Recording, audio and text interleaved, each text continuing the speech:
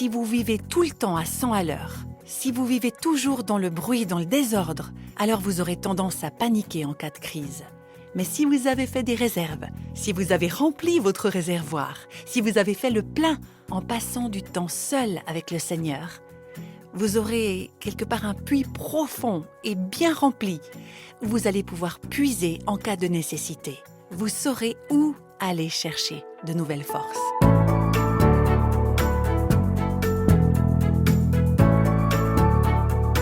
Vous écoutez le podcast Réveille nos cœurs.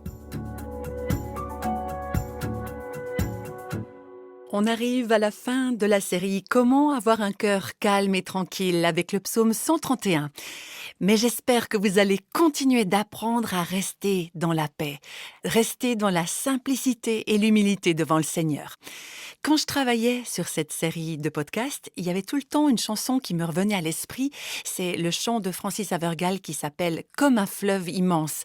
Et j'avais tout le temps le refrain dans la tête. « Fondés sur Dieu même, nos cœurs à jamais ont pour bien suprême sa parfaite paix. » Alors c'est un vieux cantique, oui, mais ces paroles restent vraiment d'actualité. Quand notre cœur est fondé en Dieu, qu'il reste fixé sur le Christ, alors on peut avoir une paix parfaite et du repos, comme le dit le psaume 131. Ce psaume 131 que je vais vous relire maintenant. « Seigneur, mon cœur n'est pas orgueilleux. Je ne regarde pas les gens de haut. Je ne cherche pas à faire des choses extraordinaires ni des actions magnifiques qui me dépassent. Mais je reste calme et tranquille, comme un enfant rassasié sur le sein de sa mère. Comme ce petit enfant, je suis calme et tranquille. Israël attend le Seigneur avec espoir, dès maintenant et pour toujours. » Et j'aimerais m'arrêter sur cette dernière petite phrase. L'une des traductions de la Bible, la version Louis II, dit « dès maintenant et à jamais ». Et vous savez ce que je comprends, moi, là ? Il n'y a jamais de bonne raison, ni maintenant, ni demain, ni le mois prochain, ni l'année prochaine, ni même dans les 40 ans qui viennent. Pour un enfant de Dieu, il n'y a jamais et il n'y aura jamais de bonne raison de se faire du souci, de fulminer, de s'agiter ou d'avoir peur. Jamais. Le vrai défi, c'est pas quand on est tranquillement assise à écouter la parole de Dieu, par exemple avec notre Bible ouverte ou un bloc-notes sur les genoux. Le défi, c'est quand on se retrouve dans le quotidien, le nez dans les problèmes, avec toutes les occasions du monde de se faire du souci, de fulminer, de nous agiter et d'avoir peur. Et c'est là, alors, qu'on doit parler à notre cœur et le rassurer en lui disant « Fais confiance au Seigneur, dès maintenant et à jamais ». Et j'aimerais conclure cette série en vous donnant quelques pistes très pratiques pour garder un cœur calme et tranquille. C'est des choses qui, personnellement, m'ont vraiment été très utiles. Tout d'abord, l'importance de passer chaque jour un moment dans le calme avec Dieu. De s'offrir des jours de repos, régulièrement. De rester tranquillement en présence de Dieu et de s'accorder du repos. De prendre régulièrement du temps pour centrer notre cœur sur le Seigneur. Comme on peut lire dans Ésaïe chapitre 26, verset 3, « Il ne se laisse troubler par rien. Seigneur, tu lui donnes une paix sûre parce qu'il a confiance en toi. » Gardez votre esprit centré sur l'Éternel. Quand vous êtes seul, loin de la foule, loin du travail, loin des responsabilités, vous éteignez la télé, vous éteignez les écrans, vous éteignez la radio et vous en profitez pour être seul avec Dieu et méditer sa parole. Et c'est ces moments-là qui vont vous préparer pour les temps difficiles, pour les temps de crise. C'est ça qui va remplir votre réservoir, un réservoir où vous pourrez alors vous ressourcer. Si vous vivez tout le temps à 100 à l'heure, si vous vivez toujours dans le bruit, dans le désordre, alors vous aurez tendance à paniquer en cas de crise. Mais si vous avez fait des réserves, si vous avez rempli votre réservoir, si vous avez fait le plein en passant du temps seul avec le Seigneur, vous aurez quelque part un puits profond et bien rempli où vous allez pouvoir puiser en cas de nécessité. Vous saurez où aller chercher de nouvelles forces. Celles d'entre vous qui ont des enfants vont me dire « Alors je vois vraiment pas quand je vais pouvoir trouver un peu de tranquillité. » Vous savez, je crois que si vous profitez des moindres instants, des minutes même que vous avez, Dieu va les bénir et va les multiplier. Donnez-lui ce que vous avez. Alors vous allez me dire, j'ai même pas une minute. Chaque fois que je me lève, mes enfants aussi se lèvent. Il ne faut pas oublier que les enfants, eux aussi, peuvent apprendre très vite qu'ils doivent rester tranquilles un moment. Eux aussi, ils doivent apprendre à avoir un cœur calme et tranquille. Et même les tout petits, ils peuvent apprendre qu'ils doivent jouer tranquillement dans leur chambre et que maman va passer un peu de temps seule avec Dieu, même si ce n'est que 15 minutes, ou moins encore.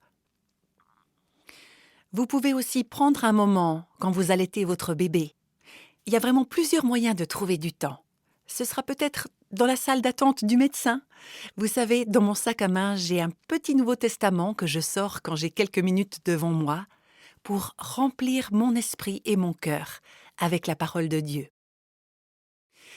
Il y a une deuxième piste à suivre. J'aimerais vous rappeler que c'est important d'éliminer les choses qui encombrent inutilement notre vie.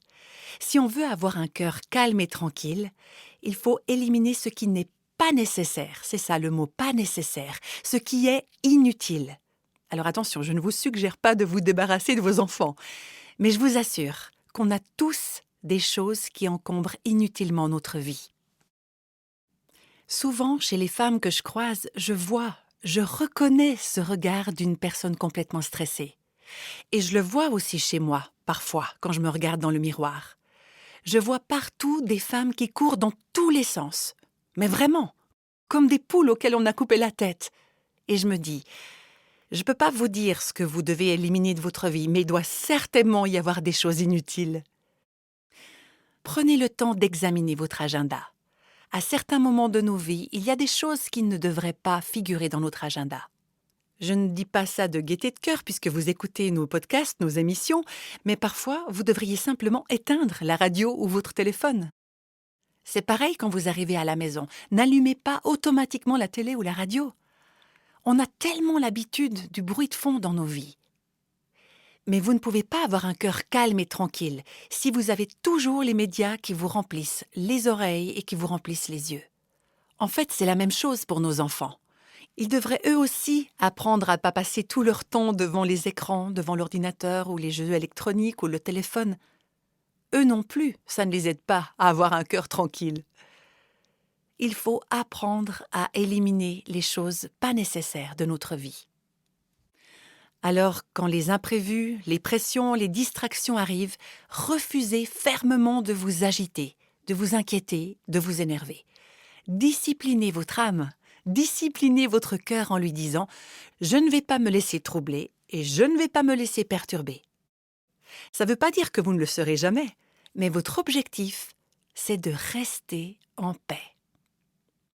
Et voilà une troisième piste à suivre. N'essayez pas d'atténuer et de traiter la douleur ou les pressions liées aux difficultés avec autre chose que Dieu, ou d'autres choses comme par exemple les achats compulsifs ou la nourriture, les divertissements, la télé, la musique, l'alcool ou les drogues. Non, ces choses vont vous donner l'impression d'aller mieux pendant un moment. Mais ça ne va pas durer, c'est très éphémère. Placez votre espoir en l'Éternel. Et quatrièmement, priez pour toutes choses. Priez pour tout. Que ce soit votre premier et non votre dernier recours. Seigneur, qu'est-ce que je dois faire? Il y a tellement d'exemples dans la Bible. Je pense notamment au roi Josaphat, quand les Moabites et les Ammonites sont arrivés pour combattre le pays de Juda. On peut lire ça dans 2 Chroniques, chapitre 20, versets 1 et 2. Josaphat décida de consulter le Seigneur et lui dit « Nous sommes sans force devant cette grande multitude qui s'avance contre nous, et nous ne savons pas quoi faire, mais nos yeux sont fixés sur toi. » Que la prière soit votre premier recours. Si vous recevez par exemple un courrier avec une mauvaise nouvelle, eh bien présentez-le au Seigneur et demandez « Seigneur, qu'est-ce que je dois faire ?» Et finalement, rappelez-vous que quand il s'agit de garder un cœur en paix, il faut continuer à le faire. Il faut sans arrêt chercher à rester dans cette paix, à garder cette paix.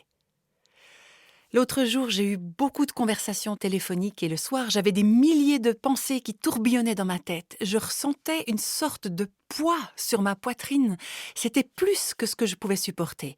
Alors, j'ai décidé de sortir, faire une balade. Et j'avais le psaume 131 dans la tête et dans le cœur.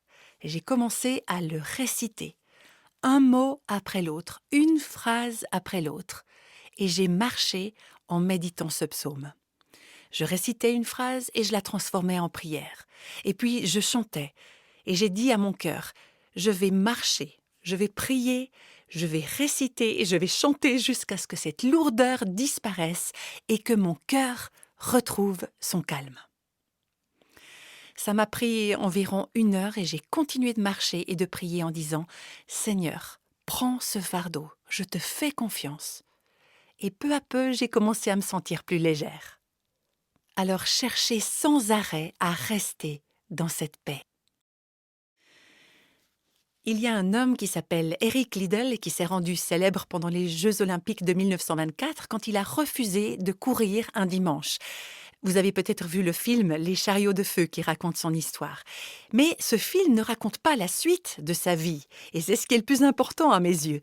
Plus tard, il a servi comme missionnaire en Chine, où il a été emprisonné pendant la Seconde Guerre mondiale. En fait, il est mort en prison d'une tumeur cérébrale. Alors qu'il se trouvait à l'hôpital de la prison, il y a un groupe de prisonniers qui a été invité à chanter dans le camp. Et lorsqu'ils sont arrivés près de l'hôpital où se trouvait Eric Liddell, eh bien, ce dernier leur a fait porter un mot par l'infirmière pour leur demander de chanter un de ses cantiques préférés. Et c'est ce que le groupe de prisonniers a fait devant sa fenêtre. Vous connaissez peut-être ce cantique. « Oui, sur Dieu seul repose-toi, mon âme. Jésus est là, toujours à tes côtés. Dans la douleur, dans les eaux, dans la flamme, son tendre amour a voulu te porter. Si Dieu te forme et t'éprouve, mon âme, il te conduit vers la félicité. » Voilà ce que vous pouvez dire à votre âme. Mon âme, repose-toi sur Dieu seul, espère en lui, dès maintenant et pour toujours. On va prier maintenant, on va s'incliner devant le Seigneur et dire simplement à notre âme, calme-toi, reste en paix. Seigneur, je prie pour que les gens qui nous observent puissent voir en nous une paix, une tranquillité, un repos que le monde ne peut ni comprendre ni expérimenter parce qu'il n'a pas l'Esprit de Christ en lui. Que notre vie puisse être une lumière, un exemple et une bénédiction pour ceux qui sont autour de nous. Je crois que c'est ce qui va attirer les gens à toi, Seigneur Jésus. Dans un monde rempli de terreur, de peur, de confusion, les gens pourront nous regarder et voir la paix qui règne en nous, non pas parce qu'on n'a pas de problème ou parce qu'on ne vit pas des circonstances difficiles, mais parce que nous t'avons, toi, et que tu es tout pour nous, que tu suffis à tous nos besoins. Merci Seigneur d'avoir parlé à notre cœur. Continue à le faire et à nous apaiser par ta parole et par la puissance de ton esprit. Je te prie au nom de Jésus. Amen.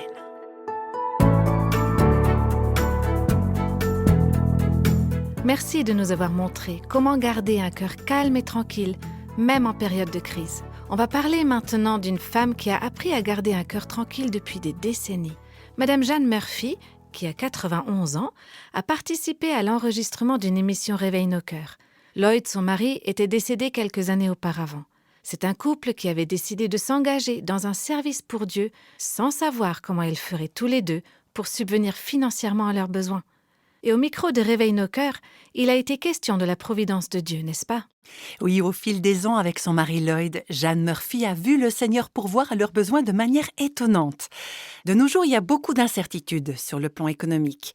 Et les gens se demandent comment ils vont payer leurs factures. Et j'avais demandé à Jeanne de nous encourager en nous racontant comment Dieu avait exaucé leurs prières à son mari et elle. Et voici ce que Jeanne a répondu.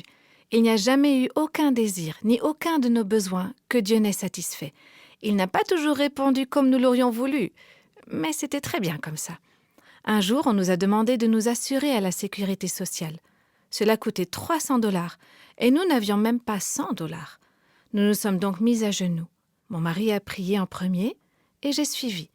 Pendant que je priais, le téléphone a sonné. Et c'était une proposition d'un ami qui disait « Nous aimerions créer un bureau à l'église Goshen et on se demandait si Jeanne serait intéressée à travailler là. On pourrait la payer 300 $. Et c'était justement l'église où Lloyd était pasteur. Oui, le couple est resté là-bas pendant 5 ou 6 ans. Ils avaient tous les deux un petit salaire et ils n'ont jamais reçu d'augmentation. Et voilà ce que Jeanne nous a encore raconté.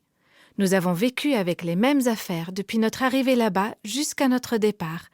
Mais Dieu a pourvu à tous nos besoins. Maintenant que je suis veuve, il le fait encore pour moi et je crois qu'il le fera toujours. Ma mission consistait à donner des cours bibliques. Mes élèves, c'étaient des femmes et des jeunes. Quand nous sommes revenus ici, peu avant que j'entre dans une maison pour personnes âgées, les jeunes femmes m'ont demandé si j'étais d'accord d'étudier la Bible avec elles. Je leur ai dit « Il n'y a rien qui me rendrait plus heureuse ». Et effectivement, Jeanne Murphy a pris en charge cette étude biblique à l'âge de 80 ans. Oui, elle avait plus de 80 ans et les jeunes femmes écoutaient avec beaucoup d'attention cette vieille dame qui les enseignait. Jeanne a conservé des lettres qui commençaient toujours par « Chère Madame Murphy ». Elle dit qu'elle ne sait pas pourquoi les gens l'aimaient autant, mais que Dieu le sait et qu'il a pourvu à tous ses besoins. Jeanne et son mari ont été mariés pendant 66 ans et demi. Elle nous a raconté que la dernière chose qu'elle a dit à son mari, c'était « Je t'aime tant ». Et il lui a répondu « Je t'aime encore plus ». Et elle a dit « Pourquoi tu dis ça ?» Et il lui a répondu « Parce que je suis plus gros que toi ». Comment on fait pour qu'un mariage dure aussi longtemps ? Eh bien, Jeanne a expliqué comment ça s'est passé pour eux. Voilà ce qu'elle dit. Lors de notre deuxième rendez-vous, j'ai dit à Lloyd « J'ai promis au Seigneur de ne pas sortir avec un homme avec lequel je ne peux pas prier. » Et il a dit « Je ne vais pas prier simplement parce que tu veux que je le fasse. » J'ai dit « C'est à toi de voir. » Mais à notre rendez-vous suivant, il a penché la tête sur le volant de sa voiture et il a commencé à prier avant de démarrer. Et depuis là, on a toujours prié ensemble. Oh oui, c'est vrai, apprendre à prier avec son conjoint, c'est tellement important. Oui, et Jeanne nous a dit encore, avec Lloyd, nous avons prié jusqu'à son dernier souffle. La dernière chose qu'il a murmurée, c'était « Chérie, tu veux prier avec moi ? J'en suis tellement heureuse, je l'aimais tant. » Lloyd est donc parti rejoindre le Seigneur et Jeanne s'est retrouvée veuve. Et puis elle nous a raconté comment Dieu a continué de pourvoir à ses besoins. Effectivement, Jeanne nous a dit « Je n'ai pas d'argent, pas du tout. Mais Dieu a promis de pourvoir à mes besoins et il n'a jamais manqué de le faire. Et j'ai de nombreux amis qui prient pour moi. Je ne veux pas passer à côté de ce que Dieu a pour moi. Je ne veux pas rater ça. » Et c'est vraiment encourageant de voir comment Jeanne s'est investie auprès de tellement de personnes, des jeunes, des moins jeunes, pendant toutes ces années, et de voir maintenant comment Dieu utilise toutes sortes de personnes pour prendre soin d'elle. Par exemple, il y a des gens qui l'aident à aller à l'église, qui font en sorte que son fauteuil roulant soit placé dans un bon endroit et qui viennent la rechercher à la fin. Aujourd'hui, à l'âge de 91 ans, Jeanne n'a aucun revenu, mais elle récolte le fruit de tout ce qu'elle a investi dans la vie des autres, alors qu'elle-même ne peut plus faire grand-chose. Dieu pourvoit à ses besoins et il va pourvoir aussi aux vôtres. La vie de Jeanne nous rappelle qu'on récolte ce qu'on sème. Et vous savez, Jeanne Murphy a non seulement investi dans la vie de beaucoup de femmes en tant que femme de pasteur et enseignante d'études bibliques, mais elle s'investit également pour vous qui écoutez, parce qu'elle soutient aussi fidèlement Réveille nos cœurs par ses dons et ses prières. Et c'est vrai, Dieu reçoit vos prières et vos dons et les multiplie pour bénir des hommes, des femmes qui ont besoin d'entendre sa vérité. Et c'est le cas de Janice de San Antonio au Texas dont on va parler maintenant. Oui, voilà ce que nous a écrit Janice. Il y a une année, j'ai écrit à Revive Our Hearts, le ministère basé aux États-Unis. J'étais confrontée à de gros problèmes. Je vivais une relation immorale et je me sentais trop dépendante pour rompre. Aujourd'hui, j'ai 22 ans, je suis célibataire et j'ai encore beaucoup à apprendre. Réveille nos cœurs est l'un des premiers outils que Dieu a utilisés pour se révéler à moi. Je ne pensais pas que vous répondriez à mon courrier, mais la réponse est arrivée. Une lettre très gentille, où vous m'avez donné des conseils qui m'ont beaucoup aidée. Merci. Je vous écris aujourd'hui pour partager ce que Dieu fait dans ma vie. Mon cœur a été captivé par mon roi avec un R majuscule. Mes parents ne sont pas croyants et j'ai un passé des plus terribles. Je crois qu'on pourrait dire de moi que j'ai été une enfant des rues. Mais dans sa miséricorde, Dieu a touché mon cœur et mon âme. Je marche dans une vie nouvelle, avec un cœur totalement soumis à mon roi. Mes pensées, mes désirs, mes buts et mes ambitions ont été miraculeusement changés. Merci Jésus. Mes chers amis, je vous dis 1000 merci pour tout. Que la grâce et la paix soient avec vous. Voilà comment Janice termine sa lettre. Quelle bénédiction, n'est-ce pas? La puissance de l'Évangile transforme des vies. Quand on a commencé ce travail radiophonique il y a des années, j'ai dit à Dieu, « Mais Seigneur, il y a déjà tellement d'émissions, il y a tellement de livres. Ça doit suffire, non? Il n'y a pas besoin d'en avoir un de plus. Mais si tu nous pousses à nous lancer dans ce programme de diffusion radio pour les femmes, alors je te prie de mettre ton onction sur nos efforts pour que ce ministère produise un fruit surnaturel et qui transforme des vies. Et quel encouragement de voir comment le Seigneur a répondu à cette prière. On a reçu des emails qui disent « J'ai dû arrêter la voiture et me mettre sur le côté de la route parce que je pleurais en vous écoutant. » Ou encore « Je me suis mise à genoux dans ma cuisine et j'ai demandé pardon pour les mauvaises paroles que j'avais dites à mon mari le matin même. » Oui, Dieu est à l'œuvre. Et Dieu stoppe les gens, il les arrête net. Et je remercie Dieu pour une femme comme Janice. Je ne sais pas comment elle a entendu parler de nos émissions, mais dans sa souveraineté, dans sa providence, Dieu l'a mise en lien avec le message. Et je le remercie aussi pour toute l'équipe qui répond aux emails dans un esprit de prière. Et merci au Saint-Esprit qui a donné à Janice le courage de mettre fin à sa relation immorale. Cette force lui est venue de Dieu seul. Elle a écrit cette phrase « Mon cœur est captivé par mon roi ». Et oui, Dieu l'a libérée de cette relation immorale, elle s'est séparée du péché et elle est tombée amoureuse de Jésus. Moi, j'aurais été incapable d'atteindre une enfant des rues. Je ne parle pas leur langage, j'ai aucune expérience ni aucune connaissance de ce milieu. Mais je sais que c'est le Saint-Esprit, l'Esprit de vérité qui convainc et qui libère les hommes et les femmes. Et j'espère que ces témoignages dont on vous a parlé aujourd'hui vous ont encouragé et vous permettent de comprendre notre vision et de savoir comment vous pouvez prier pour ces émissions et ces podcasts. Oui, c'est vrai. Je confirme que Dieu utilise Réveille nos cœurs pour transformer la vie de nombreuses personnes. On se retrouve très bientôt pour une autre série de podcasts.